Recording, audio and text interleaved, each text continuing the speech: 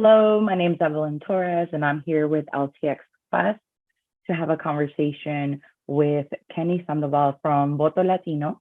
We'll be going over, telling us a little bit about Voto Latino, what's at stake, and also what is it that we can do within our current roles and overall as a community. I'm Evelyn Torres. My background is political campaigns, policy, and also internal government. And so I want to hand it over to Kenny. Tell us a little bit about himself. Hi, Evelyn. It's so wonderful to meet you. And hello, everybody. As Evelyn said, my name is Kenny Sandoval. I'm the Vice President for Campaigns and Partnerships here at Voto Latino. My background is in political and also in government as well. And I'm really excited to get to know you, get to chat a little bit about our backgrounds and what Voto Latino does. Wonderful. So, I will share one thing. The reason why I got into politics from an early age is representation and narrative, right? Our communities are always given a narrative, given a minimum, I would say, in my opinion, resources, yet we're expected to provide large contributions. And so when we talk about, what drives you or what's driven you to work in campaigns and led you now to Voto Latino, could you give us some insight into that? Absolutely. I grew up in a town where there were more cows than people in a single parent household with three brothers. And seeing my mother have to work 2 and 3 jobs to do literally the bare minimum for us was informative of how I see the world and has driven me to want to reach back and give back to folks like myself. I could have never imagined as a young queer child in Canjilo, New Mexico, that I would ever get to stand in the same room with the President of the United States. I could have never imagined as a child that I would be anything more than what I was and what people told me I was. So it's been a driving factor for me to do the work that we do here, to reach back and be a beacon of hope for someone like me. And also on the more practical side, to make sure that there's a safety net for families like mine. And to build a more equitable and inclusive society and government so that folks like us aren't left behind. So it's been an honor to be able to do that work, to have the ability to have gotten to where I've gotten because of, kind-hearted people who have seen some light in me. And I will continue to reach back and make sure that folks that look like us are in positions like this. Absolutely. And, I'm a big fan of Voto Latino. I wish that, unfortunately, there should be Voto Latinos in not just every state, but every department, right? We can talk about data, we can talk about demographics. We are a very large population. And people need to look like us, absolutely. And then also carry those values, right? Carry those values, just like in your family. I am from Peru. Came here as a young child, and I will say I didn't get to vote until I was 21. It took that long, right? And then even when we get to vote, we have to think about, let's say where you lived was some, here in the United States or whatever the circumstances are. I think that's also a narrative, right? Latinos have very different lifestyles, circumstances, cultures, but are still not represented. So that's a loaded question. No, absolutely. And there are portions of our communities where young people grow up translating documents for their parents, translating ballots for their parents. And it is important and imperative that we empower folks to have that information so that, as literal children, we're able to carry that mantle for our families. I'm not first generation, but I know several people who grew up being the, sole contributor to their families when it came Mm-hmm. to reading legal documents as 10, 12-year-old kids. So our communities are special in that way. And it is important for us to build an apparatus so that folks like that are not alone and that they feel that they have the resources to do what they need to do. And can you talk about that within Voto Latino, right? So not just so much in your role, but the overall, how is the mission exactly do you see it executing with the Latino community? Or Absolutely. What attracted me to Voto Latino in the first place was it's a organization where civic engagement is at its core, but it is not everything we do. We do everything from research to disinformation, combating disinformation to community building. We do a yearly event in September around not only civic engagement, but also where we bring together young people from across the country. This has historically been done in person, but over the last few years, it moved online. But we bring people together from across the country, young people in college, and we talk to them. We bring speakers from people in government, people who, talking to them about how to be a staffer, how to run for office, things like that. But also we bring in folks like LinkedIn to talk about how to create a resume. We take headshots for them to be able to put on their profiles and things like that. So it's not just about the voting, which is again at our core, but it's about building community and giving resources to these young people to be able to get ahead in the world and maneuver in a world that, is going to be a little harder for us. Yeah. Can you talk a little bit more about the work that you all do with misinformation and so forth, and kind of, how can folks also, a second question is, get involved, or, why is that? Absolutely. So we have we partner with Media Matters, who does all of the watching all of the platforms and making sure that we're catching all of the disinformation that we can.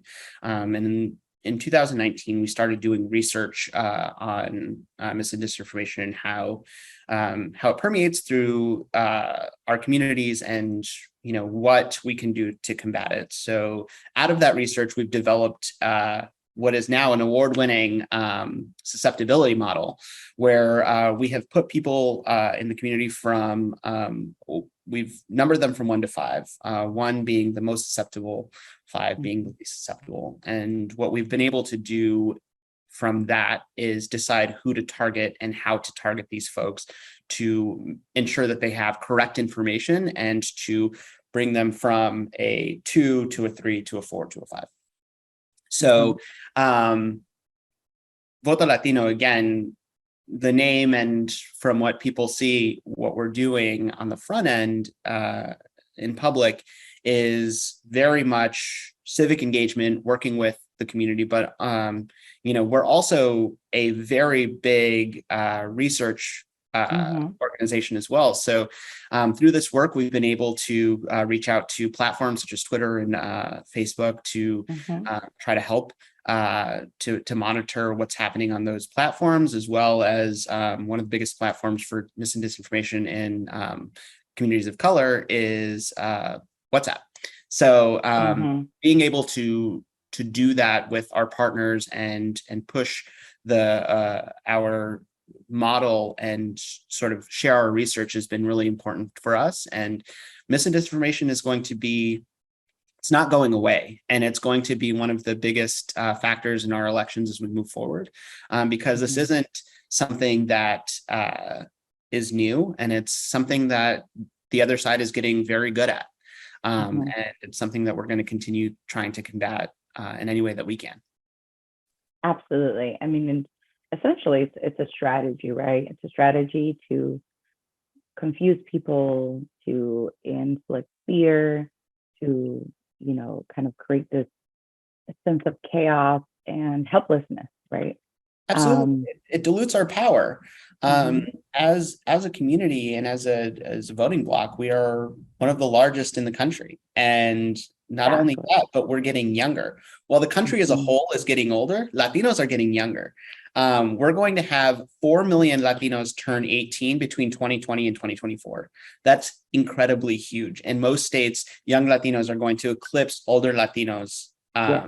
in voting blocks. So what they're trying to do is ensure that this new group of Latinos who are turning 18, coming of age, do not have the ability to find the information necessary to make an informed decision in Mm. voting.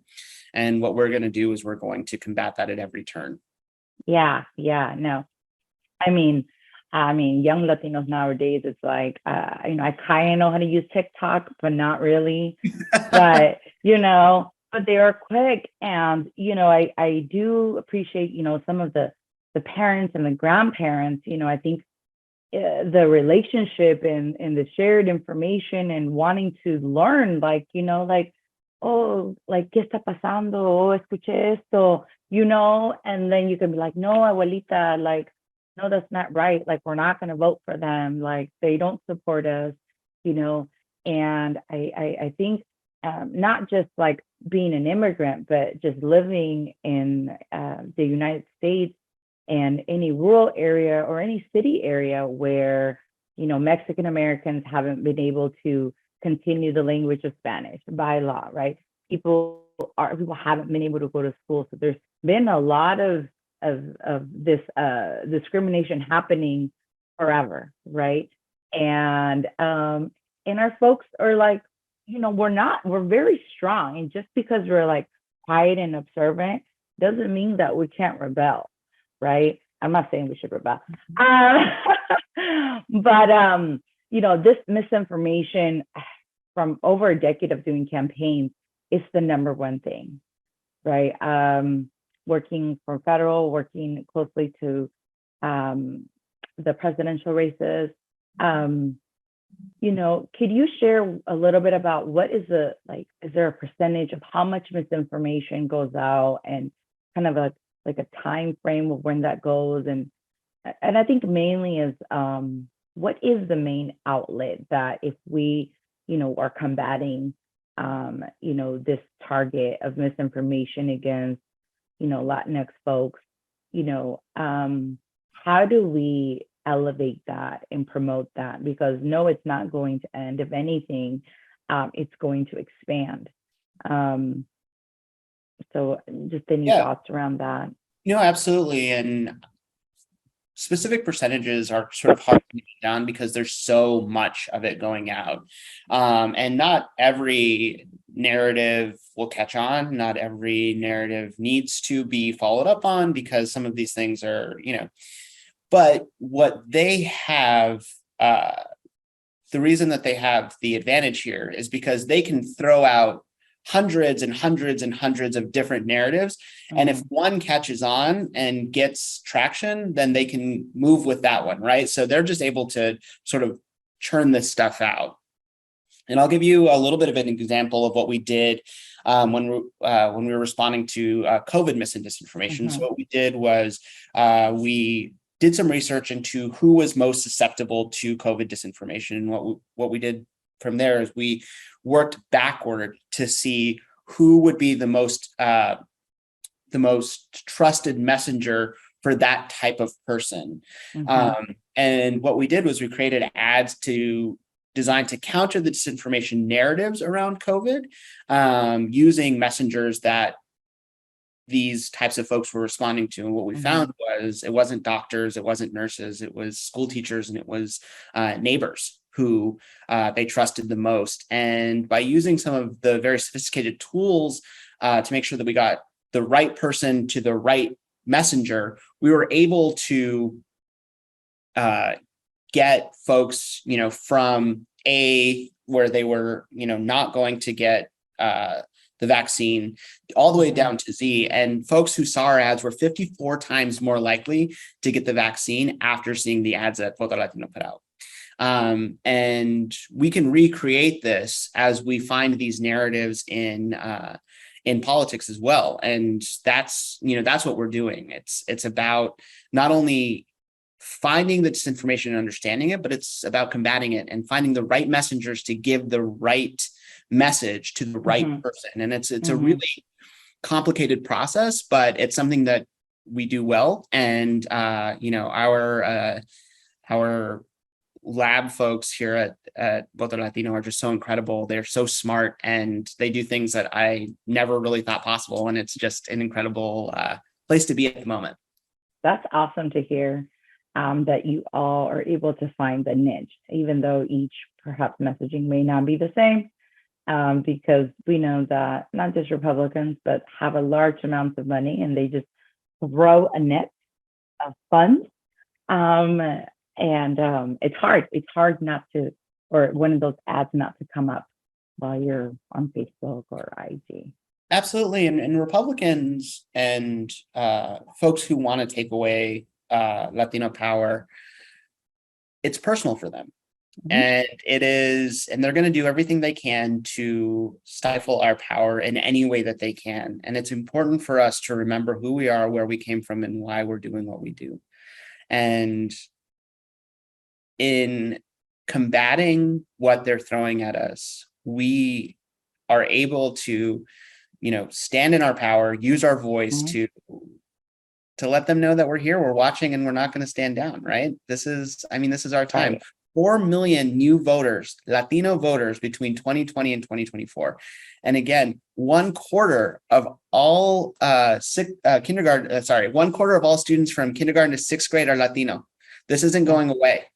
And that's why they're working so hard to stifle our power, because they see the writing on the wall. Yeah. And I've noticed here in the Bay Area too, a lot of families are reconnecting with their culture, reconnecting with their power, and teaching their kids that at a young age, not to be silent, to speak up.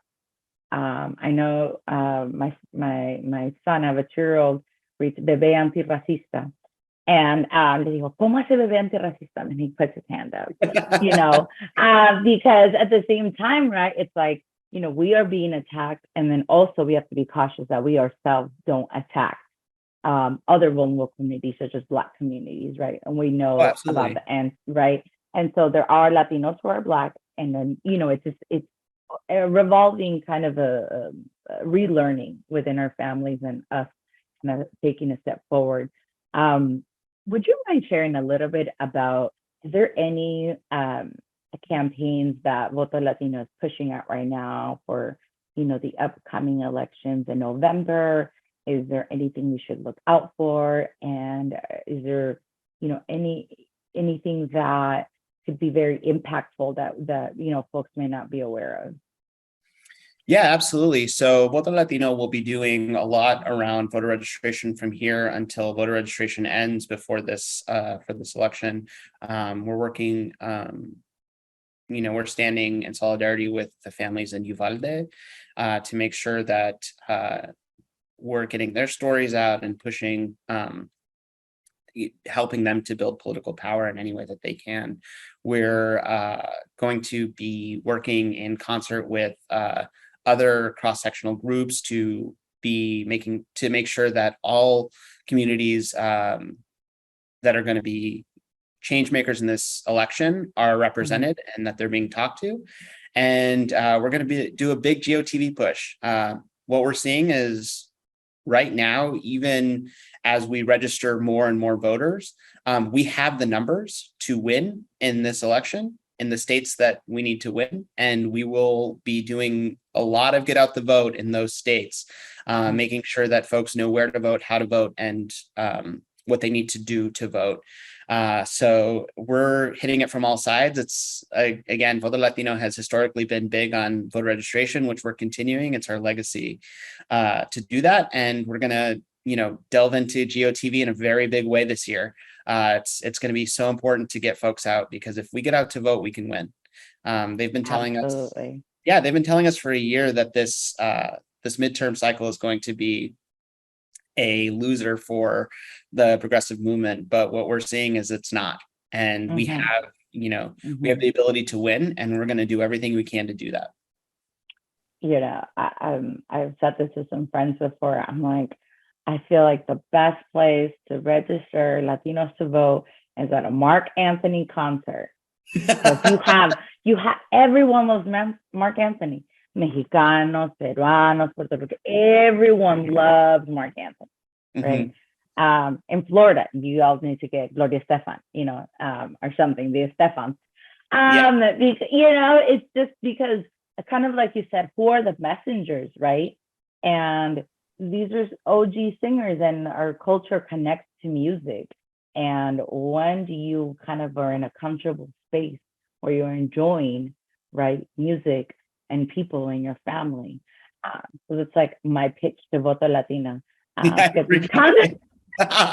We do like to meet folks where they are. And Gloria Estefan is a great friend of ours. She's done some stuff with us in the past. We love Mark. What we're seeing now is like Bad Bunny is the new, like for Gen Z. Everything is Bad Bunny. And that's, we're trying to figure out how to utilize that. And but it is really about meeting folks where they are. You're right. And being there to make this as easy a process as possible, because states are making it harder and harder for people to register to vote. And they're doing it to people that look like us. So it is a tactic, and it is something we're going to continue to fight. And we need everyone watching and listening to also continue to fight, register to vote. Go to votolatino.com. We have an election center where you can check on your registration. You can register to vote there if you can register online in your state. Download VoterPel. We created an app that was created specifically to work in places like Texas, where it is all but illegal to register a person to vote. It's an app on your phone where you can scan your driver's license. It auto-populates the form. You print it out and you send it to the Secretary of State and you get registered. We're trying to make it as easy as possible to register to vote wherever you are. We would, we need you. This is our solution, and we need to continue to stand in our power and own it. Wonderful. What is the name of the app one more time? It's VoterPel, VoterPal, and it's downloadable on Apple and Google Play. It's, like I said, it's a white labeled app that allows you to just register your friends to vote. Wonderful. Well, thank you so much, Kenny. This has been great. If you're ever in Oakland, come visit. If you're ever back in DC. Oh yeah, not in the winter. Perhaps like April or something like that. Yeah, try to hit it in like April or October. Everything outside of that is either really hot or really cold. Yeah, no. I mean, it's like 80 degrees today. Yeah. Do you have any last words? Anything you'd like to add before we close this out? No, just thank you so much. Thank you for the opportunity to speak out.